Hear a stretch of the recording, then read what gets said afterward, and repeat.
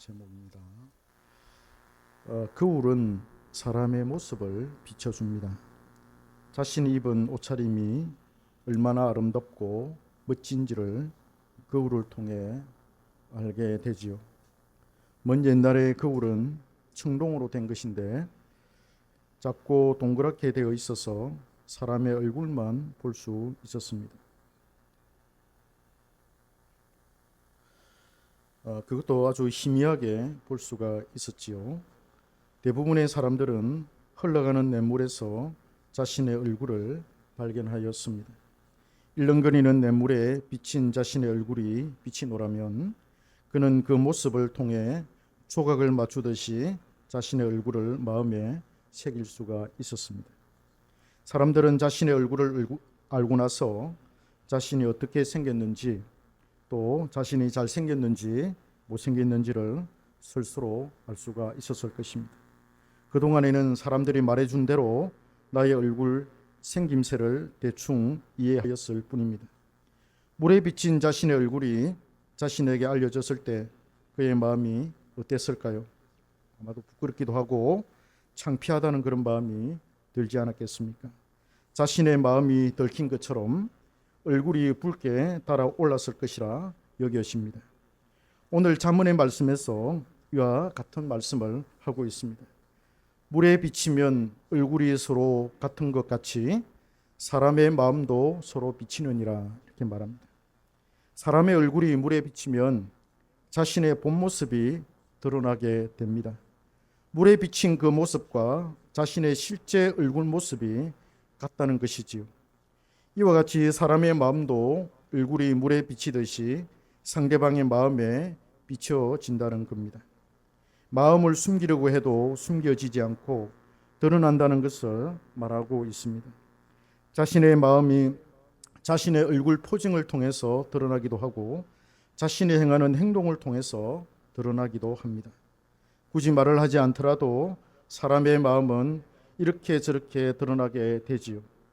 영원한 비밀은 없다고 하지 않습니까? 소리가 지금 이중적으로 나는데 뭐 눌린 거 아니에요? 그 소리를 재훈 집사님 한번 가서 한번 그 스피커라든지 한번 소리를 해보시고 뒤에 그 누구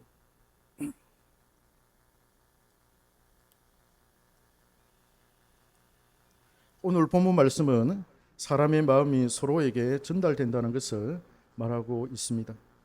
우리나라에 이신전심이라는 그런 말이 있습니다. 내가 생각하고 있던 내용이 상대방에게도 생각났을 때 하는 말이기도 합니다. 이를 두고 텔레파시가 통했다고들 하지요. 내 마음이 상대방의 마음에 고스란히 전달되었을 때나 어떤 사안을 두고 동시에 생각했을 때 일어나는 현상을 우리는 이신전심이라고 하죠. 그러나 오늘 본문에서 말하고자 하는 이 의도는 좀 다른 것 같습니다. 사람의 마음이 물에 비치듯이 비친다는 것은 사람의 마음에 숨은 의도나 목적이 드러난다는 의미일 수도 있고 사람이 어떤 마음을 먹든지 그 마음의 모양이나 색깔이 드러나게 된다는 뜻이기도 합니다. 이 말에는 긍정적인 것도 있고 또 부정적인 것도 있습니다. 사람이 상대방에 대해서 좋은 마음을 가진 것도 물에 비치듯이 드러나게 되고 나쁜 마음을 가진 것도 드러나게 됩니다. 사람이 어떤 의도를 가지고 어떤 일을 행했을 때도 그가 어떤 마음으로 어떤 의도와 목적으로 그 일을 행했는지도 드러나게 된다는 것입니다. 물론 자신의 마음의 의도를 꼭꼭 숨기는 사람도 있겠습니다만은 아무리 숨겨도 결국에는 드러나게 마련입니다. 10년이 넘게 자신의 의도를 숨긴 사람을 보았습니다. 신앙이 아주 좋은 줄 알았습니다. 그리고 주님을 깊이 만난 줄 알았습니다. 그래서 신뢰하였지요. 알고 보니 그게 아니었습니다. 나름의 의도와 목적을 가지고 목사님 가까이로 접근하였던 것이죠. 자신의 의도와 목적이 탄로가 나니까 그냥 배신을 하였습니다. 그토록 믿고 따랐던 목사님을 향해 욕을 하고 떠나갔습니다. 목사님이 어떤 교회에 청빙을 받아서 교회 부임을 하면 자신에게 잘해주는 사람을 조심하라는 그런 불문율이 있습니다. 처음에 잘해주었던 그 사람이 나중에는 목사의 가슴에 비수를 꽂으며 쫓아내는데 앞장선다는 것입니다. 그가 처음에 잘한 것은 어떤 의도와 목적이 있었기 때문입니다. 그 목적을 이루었거나 아니면 도저히 그 목적을 이룰 가능성이 희박하다고 판단될 때 그는 너무나도 잘 받들어 모셨던 그 목사님을 배신하는 것이죠. 주님 때문에, 주님이 종이기 때문에 교회를 위해서 순수한 마음으로 목사님을 섬긴 것이 아니라 자신의 개인적인 이익을 위해서 섬기는 것이었죠. 위선이라고 할 수 있습니다. 우리는 무엇을 생각할 수가 있겠습니까? 우리의 마음의 목적이나 의도가 어떤 형태로든지 드러나기 때문에 좋은 마음과 좋은 의도로 무슨 일이든지 행해야 한다는 것입니다. 성경은 사람의 마음이 가장 부패했다고 말합니다. 가장 썩어 문드러진 것이 마음이며 여기에 악취가 가득하다고 지적을 합니다. 사람이 어떤 일을 행할 때 자신의 유익을 위해 행하지요. 가난한 사람을 도와준다든지 교회를 위해서 헌신을 한다든지 어떤 자선단체에 기부금을 낸다든지 할 때 그 자신의 마음에 있는 의도와 목적이 드러나게 된다는 것입니다. 그래서 숨길 수가 없다는 것을 말합니다. 그 의도가 숨겨져 사람들이 모른다 하더라도 주님 앞에 설 때는 낱낱이 다 드러나게 될 것입니다. 사도행전 5장에 보면은 초대교회 성도들은 자신의 모든 재산을 팔아서 교회에 바치고 그리고 공동생활을 했다고 그렇게 말합니다. 교회에 큰 돈이 모이면 그것으로 부자든지 가난한 자든지 동일하게 쓸 것을 분배하였다는 그런 원리였습니다. 아나니아와 삽비라 부부도 자신의 재산을 처분해서 그것을 교회에 바쳤습니다.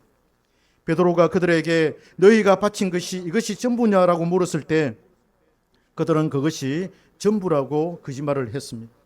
자신의 의도와 목적을 감추었습니다. 전 재산을 교회에 헌납하려니 아까워서 일부만 바쳤습니다. 그러나 자신들의 숨긴 의도와 목적이 베드로 앞에서 명백하게 드러나게 되었습니다. 베드로는 그들이 성령을 속였다고 책망을 하였죠. 구약 성경에 보면은 문둥병에 걸린 나아만 장군이 이스라엘의 엘리사를 만나러 와서는 요단강에 몸을 7번 담그고 병이 나은 사건을 말합니다. 나아만은 감사의 표시로 엘리사에게 많은 선물을 바치려고 했습니다. 엘리사 선지자는 나아만 장군이 바치는 그 선물을 하나도 받지 않았습니다. 받지 않으려고 했습니다. 그러나 그의 종 게하시라는 사람이 있었는데 이 게하시가 그 선물에 탐이 났어요. 나아만 장군 일행이 본국을 향해서 떠나서 한참을 가고 있는데 이 게하시가 그들에게 달려가서는 거짓말로 그 선물 중에 일부를 얻어냈습니다. 선지자의 종 중에 어려운 생활을 하고 있는 사람이 있는데 우리 선지자가 그분들에게 선물을 좀 주라고 그렇게 말을 해서 내가 와서 당신에게 부탁을 합니다. 그렇게 거짓말을 하고는 그 선물을 받아내가지고 자기 집에 두었습니다. 그리고는 아무 일도 없었다는 듯이 아주 태연한 척 하였지만은 엘리사는 게하시의 의도와 목적과 거짓말을 알아차렸습니다. 그리하여 나아만 장군의 그 문둥병이 게하시에게 옮겨져서 그가 문둥병자가 되었습니다. 우리는 이 사실을 잘 알고 있습니다. 그러니 하나님의 사람들이 어떤 일을 행할 때는 정말 청지기 정신으로 행해야 한다는 것을 우리는 알아야 합니다.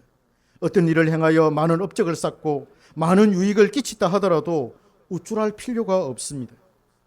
주님께서 주신 힘으로 행했고 주님께서 주신 지혜로 행했기 때문에 나는 그저 무익한 종일 뿐이라는 생각을 가져야만 할 것입니다. 성도가 행하는 모든 것은 하나님의 영광과 직결되어 있습니다. 내가 무슨 일을 행할 때 그 능력이나 재주는 하늘에서 주신 것입니다. 손흥민 선수를 저는 좋아합니다. 이 손흥민 선수가 축구를 잘하는 것도 하늘이 주신 재능입니다. 아르헨티나의 리오넬 메시나 프랑스의 음바페가 세계적인 축구 선수이면 틀림없는 사실입니다. 그러나 그들이 지닌 재능은 하늘에서 주신 것입니다. 그리고 그 재능을 묵히지 않고 발굴해서 세계적인 축구 스타가 되게 하신 분도 하나님이십니다. 그러나 그들은 하나님께 영광을 돌리지 않습니다. 자신들이 뛰어난 재능으로 열심히 노력해서 그 자리에 올랐다고 생각을 할 뿐입니다. 대부분의 사람들이 이렇게 생각을 하지요.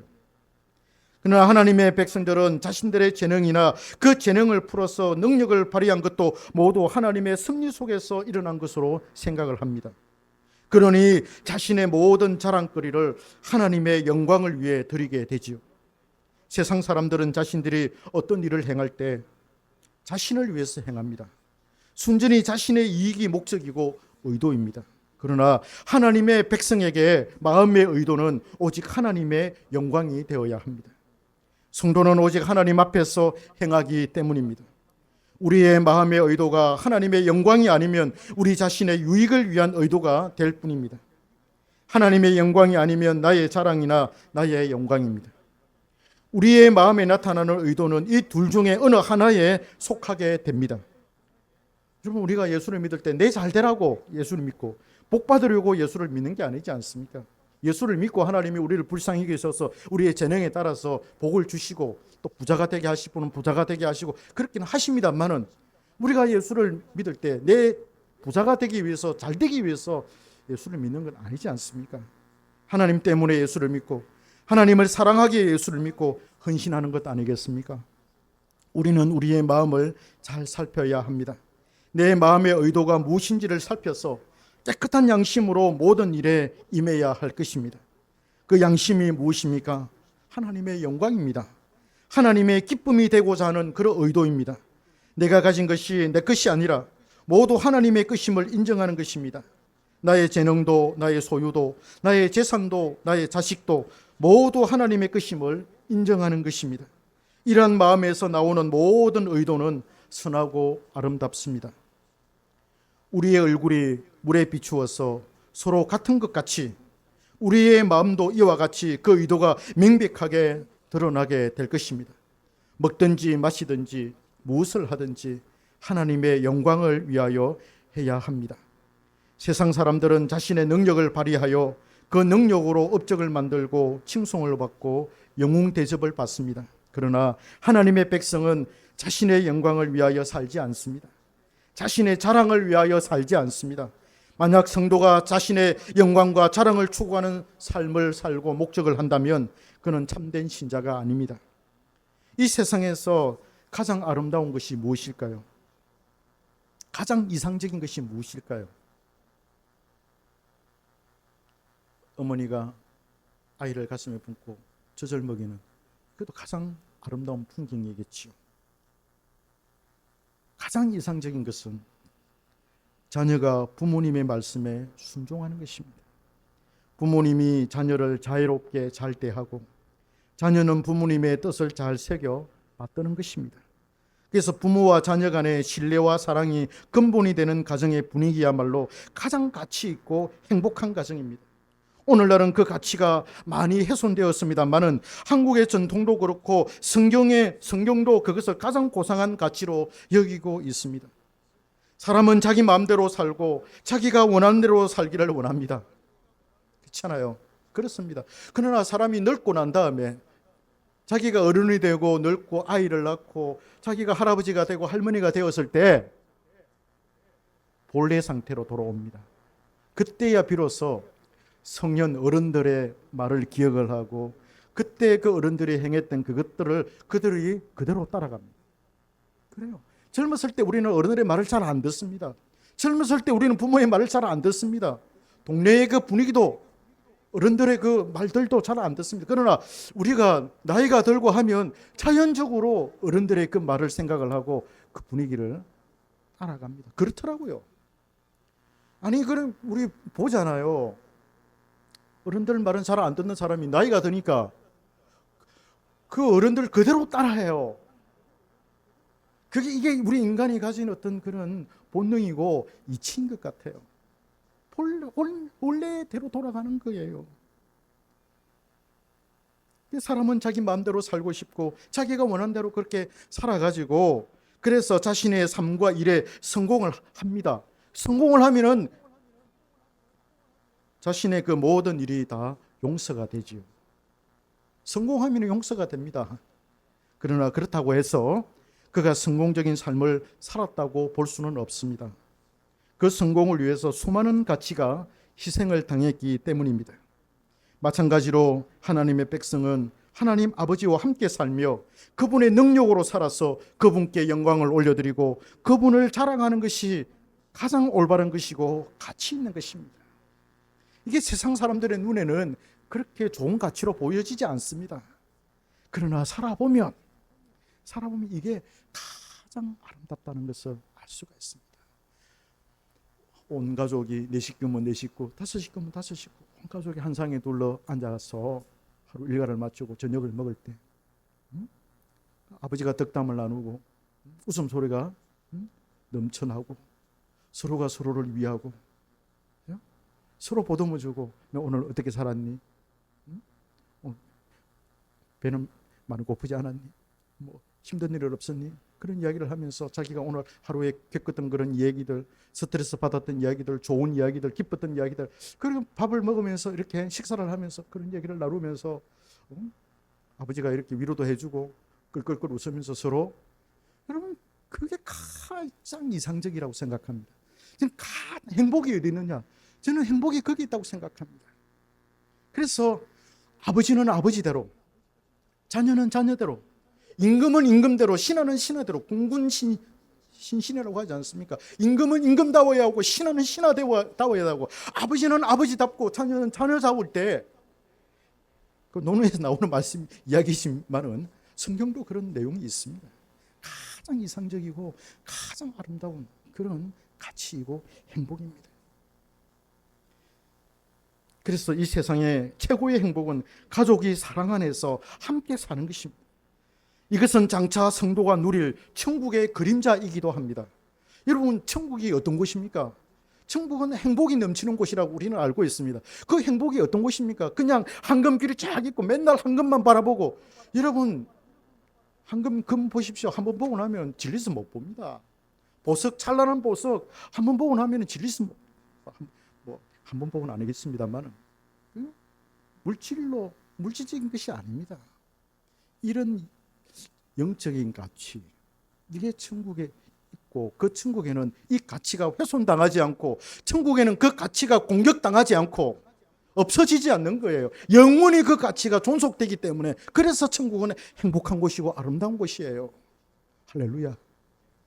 그 천국에 우리가 꼭 들어가야 되지 않겠습니까? 천국이 왜 좋으냐? 라고 할 때 이러한 행복이 끊이지 않기 때문입니다. 그 행복은 더 이상 공격받지 않습니다. 어느 누구도 그 행복을 깨뜨릴 수가 없습니다. 그래서 천국은 영원한 행복이 있는 곳입니다. 그 행복이 바로 하나님 아버지와 그의 백성들이 사랑 안에서 서로 교제하며 서로를 위하는 행복한 삶인 것입니다. 영혼의 가족들이 함께 모여서, 영의 가족, 영가족이 함께 모여서 천국에서 행복을 누리는 것이죠. 우리는 하나님 앞에서 올바르게 마음의 생각을 가져야 하고 합당하게 마음의 의도와 목적을 가져야 합니다. 그것이 시간이 지나면 다 드러나게 됩니다.